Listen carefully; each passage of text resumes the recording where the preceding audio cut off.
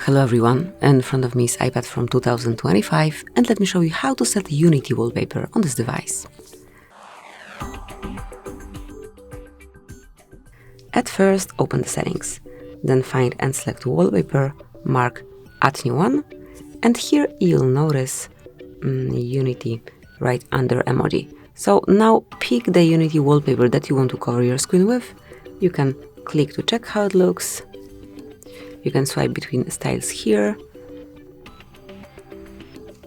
but let me cancel this one, and I'll pick this classic one. Here also you can switch the style, but I want this one, then mark Add, and finally set it either as a wallpaper pair or customize your home screen separately, however you like. But then just mark Set Wallpaper, and here it is. So, thank you for watching, please subscribe our channel and leave the thumbs up.